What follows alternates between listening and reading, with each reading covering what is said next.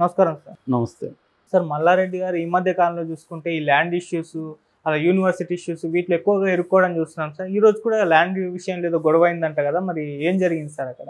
మాజీ మంత్రి మల్లారెడ్డి వివాదాస్పదమైన వ్యక్తి మనకు తెలుసు. ముందు నుంచి కూడా ఆయన ఇంతకుముందు కూడా బీఆర్ఎస్ గవర్నమెంట్ ఉన్నప్పుడు కూడా ఆయన అనేక రకాల వివాద కార్యక్రమాల్లో ఇరుక్కునేవాడు.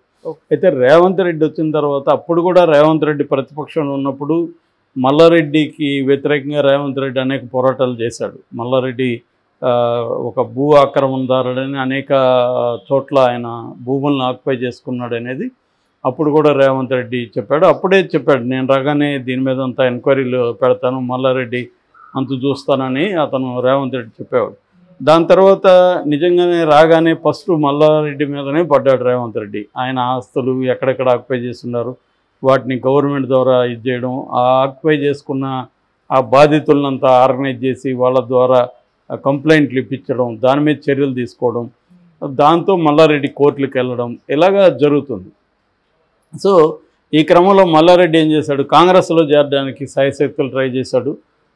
ఈవెన్ మన డికే శివకుమార్ని కూడా కలిశాడు. ఒక్కసారి రేవంత్ రెడ్డి అపాయింట్మెంట్ ఇప్పిస్తే చాలని కూడా అడిగాడు.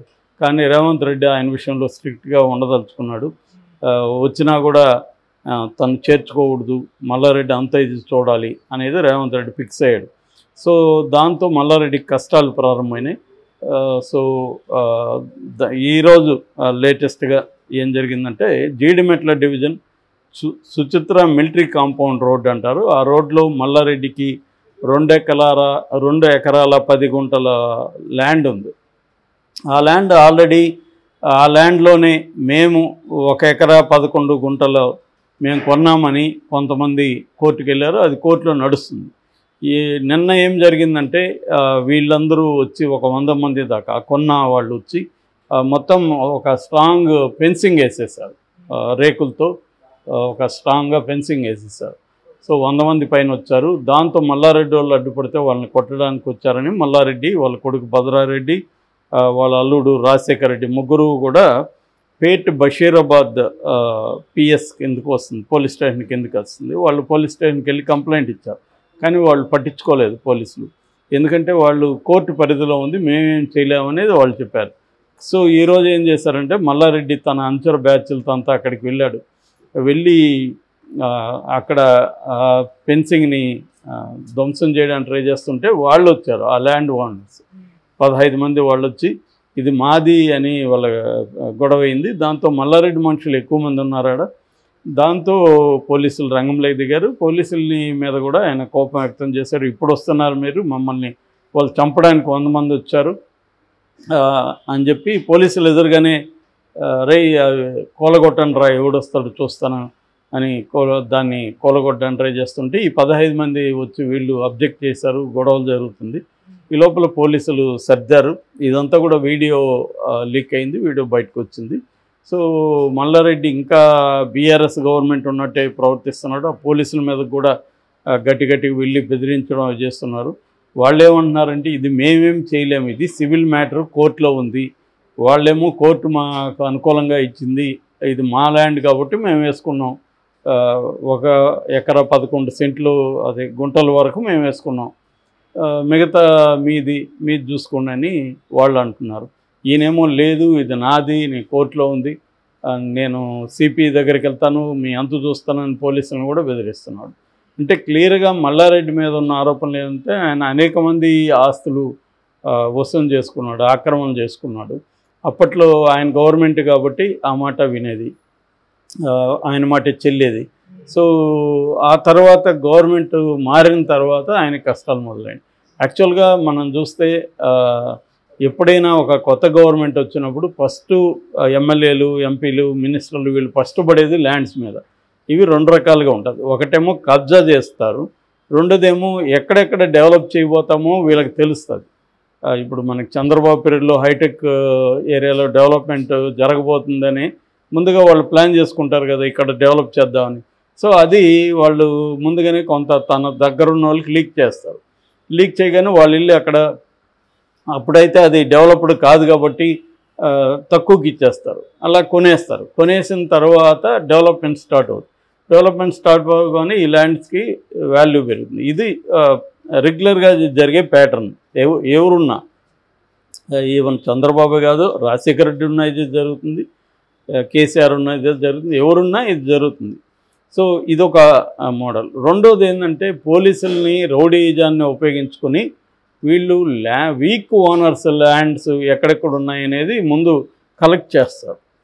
రెవెన్యూ ఆఫీస్లో లేకపోతే ల్యాండ్ రిజిస్ట్రేషన్ ఆఫీస్లో నుంచి వీళ్ళకి మొత్తం డీటెయిల్స్ వచ్చేస్తాయి. ముందు బలహీనమైన ఓనర్స్ అంటే ఇప్పుడు ఓనర్ ఉంటాడు, ఆయనకి పెద్ద అది ఎప్పటి నుంచో తరతరాల ల్యాండ్ వస్తుంటుంది, కానీ ఆయనకేమి పెద్ద అంగబలం అర్ధబలం పరిచయాలు ఇవేమి ఉండవు.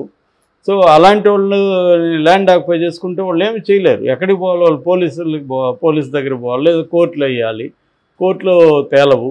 పోలీసుల దగ్గరికి పోతే ఆల్రెడీ పోలీసులు వీళ్ళవైపోయి ఉంటారు. సో ఇది మోడస్ ఆపరెండి అనమాట. అందుకని మనం గతంలో నయీం విషయం మీద కూడా ఆల్రెడీ నేను చెప్పాను. నయీంతో కూడా రాజకీయ నాయకులు పోలీసులు కుమ్మక్కయి దాదాపు 4000 ఎకరాలు పైన రికార్డులే దొరికాయి నయీం దగ్గర చనిపోయిన నాటికి. సో దొరికినవే 4000 అయితే ఇంకెన్ని వేలు ఉంటాయో మనం ఊహించుకోవచ్చు.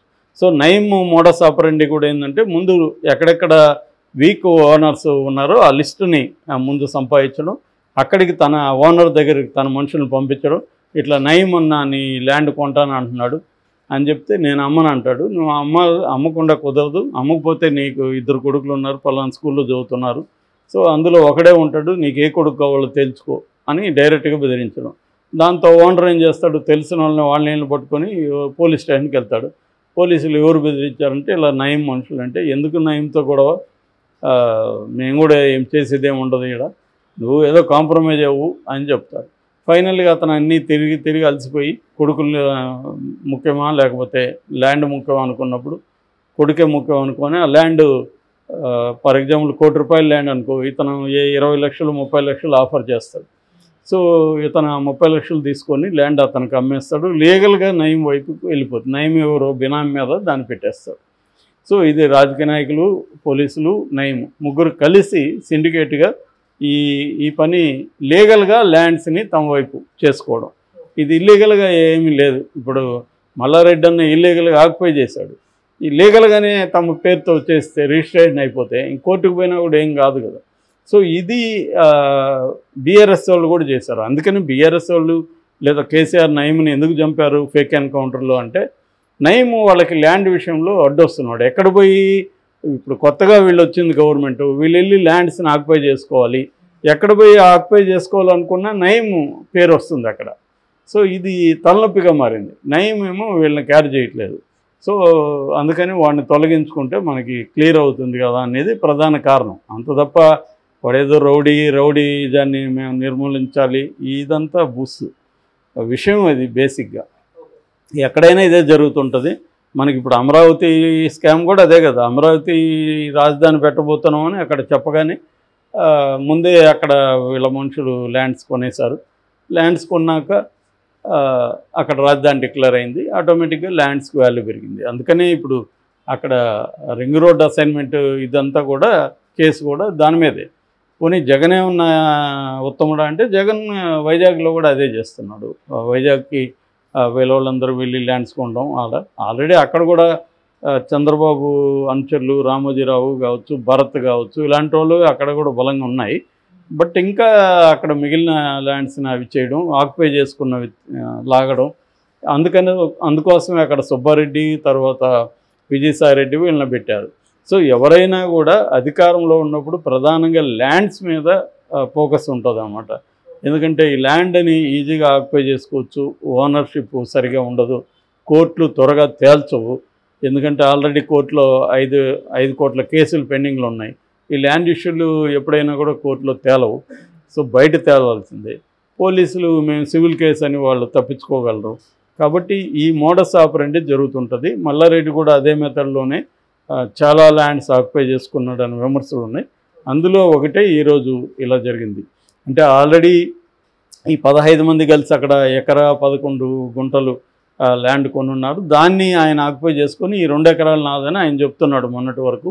సో వీళ్ళు కోర్టుకు వెళ్ళారు, కోర్టులో వీళ్ళ వైపు వచ్చిందని వాళ్ళు చెప్తున్నారు. మల్లారెడ్డి ఏమో లేదు అది కోర్టులో ఉంది, ఇంకా ఇది నా ల్యాండ్ అని ఆయన చెప్తున్నాడు. సో ఈ క్రమంలో మరి ఇది ఎట్లా తేలుతుందనేది చూడాలి మనం.